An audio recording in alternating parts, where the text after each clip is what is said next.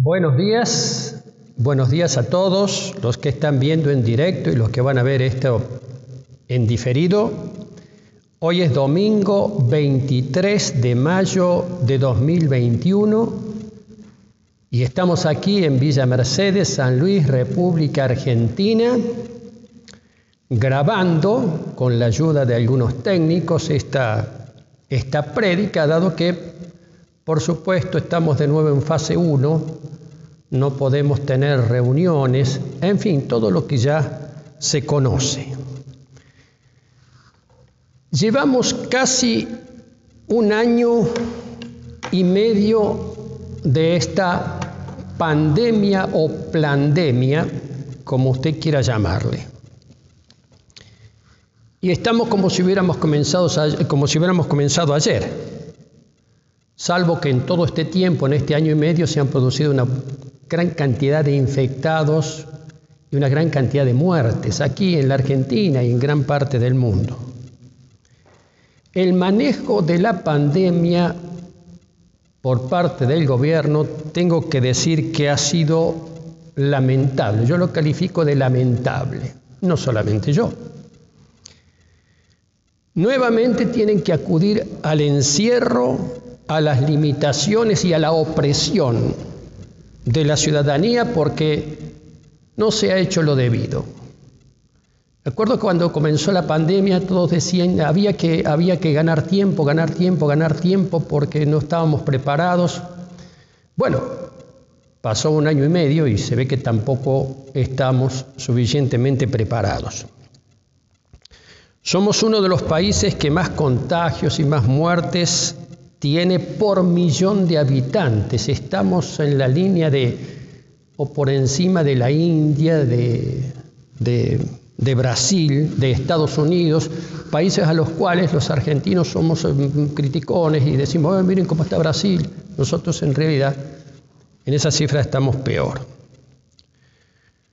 Una vez más, por causa de inoperancia, se ha desembocado en el recurso más fácil. ¿Cuál es el recurso más fácil? El de las restricciones, los cierres, el encierro y la persecución. Recursos de la Edad Media, como si tuviéramos en la peste negra del año 1300 y pico en Europa. Los mismos recursos. Pero en medio de esto, los gobiernos aquí en la Argentina, cuando hablo de los gobiernos, no solamente me refiero al gobierno nacional, sino a los gobiernos provinciales, aún a los municipios, no cesan de culpabilizar y presionar a la gente, haciéndola responsable de la situación sanitaria, con total desparpajo, con total descaro. Es decir, estamos en esta situación por culpa de ustedes. Ese es Entonces, encima de toda la opresión, toda la angustia, todo lo que está viviendo, toda la incertidumbre, la ciudadanía carga con la responsabilidad de la pandemia. Es increíble.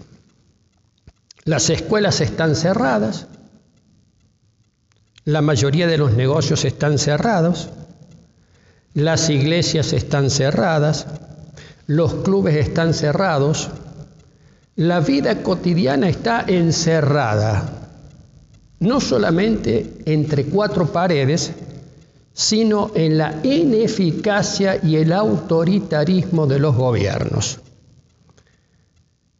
El plan de control total sobre la población ya ha sido anunciado por el gobernador de San Luis, con el plan de implementación de la tarjeta verde, sin la cual muchos ciudadanos perderán derechos fundamentales. Al menos esa parece ser la intención. Ya hay un anuncio concreto con respecto a esto. ¿Hasta dónde hemos retrocedido? Me pregunto. ¿Hasta la época del virreinato, donde había ciudadanos de primera y de segunda clase? Estamos por festejar el primer gobierno patrio, el 25 de mayo. El primer gobierno patrio, que fue el 25 de mayo de 1810. Y parece que queremos retroceder hasta la época del virreinato, donde habían algunos que eran privilegiados y otros no.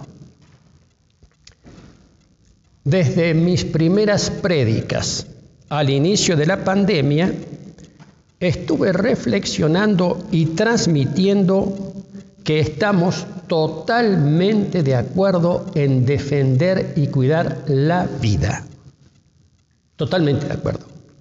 Los cristianos defendemos y cuidamos la vida aún desde el seno materno. Aún desde el seno materno, lo hemos expresado con absoluta claridad. Porque la vida es un don de Dios. La vida es un don de Dios.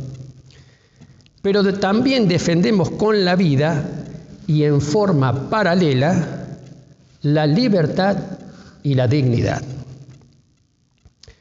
No como opciones contrapuestas, como aparecen los dichos y en las propagandas gubernamentales.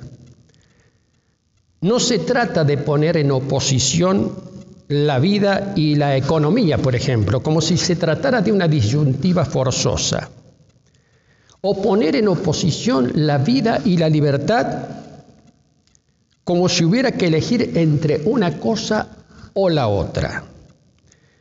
O elegir entre la vida y la educación.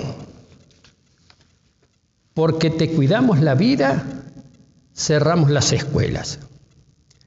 La educación, la economía, el trabajo, hacen a la dignidad de la persona.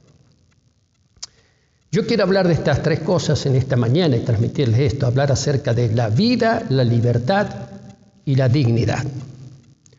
Porque en el mensaje del Evangelio, en la Biblia, la vida, la libertad y la dignidad están indisolublemente unidas. Se encajan y complementan para formar una unidad a la que denominamos la salvación. La salvación en Cristo implica vida, libertad y dignidad. Hablemos de la vida. Enorme cantidad de versículos en la Biblia hay sobre la vida. Yo voy a citar unos pocos. Jesucristo dijo: yo he venido para que tengan vida y tenga vida en abundancia. O yo soy el camino, la verdad y la vida. O yo soy la resurrección y la vida. Todos en el Evangelio de Juan. Y el apóstol Pablo dice en una de sus citas acerca de la vida y la vida en Cristo, dice: Cristo les dio vida a ustedes cuando estaban muertos en vuestros delitos y pecados. Efesios 2:1. La vida es un don de Dios. No la subvaloramos ni tampoco la relativizamos. Vale tanto una vida como la otra. La vida humana es un don precioso que debemos cuidar y preservar, sin ninguna duda. Pero hablemos también acerca de la libertad. He hablado mucho de la libertad en todos estos tiempos, porque está en peligro. La Biblia habla sobre libertad. Dice en Lucas capítulo 4, versículo 18, cuando el Señor Jesús llega por primera vez en su ministerio y está en la sinagoga en Nazaret, en la ciudad donde se había criado, y dice, entre otras cosas, esto: el Espíritu del Señor está sobre mí, por cuanto me ha enviado a pregonar libertad a los cautivos, puntos suspensivos, a poner en libertad a los oprimidos. Lucas 4:18. La misión de Cristo al rescatar, al salvar, es dar libertad. Es dar libertad. Y en el Evangelio de Juan dice, hablando de sí mismo, Jesús dice: si el Hijo os libera, seréis verdaderamente libres. Capítulo 8 del Evangelio de Juan. El apóstol Pablo agrega en la carta a los Gálatas Cristo nos libertó para que vivamos en libertad. Por lo tanto, manténganse firmes y no se sometan nuevamente al yugo de esclavitud. Está hablando en sentido espiritual, pero está hablando también en sentido general. Cristo viene a traer libertad. La libertad en Cristo implica la libertad espiritual, que muchos de ustedes saben lo que es, pero implica mucho más. La libertad espiritual no está en contraposición con otro tipo de libertades. La libertad espiritual, como dice Pablo, significa, como dice Pablo, que no estoy sujeto al yugo de esclavitud del enemigo, de Satanás. Pero la libertad significa también que tengo libertad para adorar a Dios, porque Dios me ha hecho libre. A través de la historia han habido muchas luchas acerca de la libertad.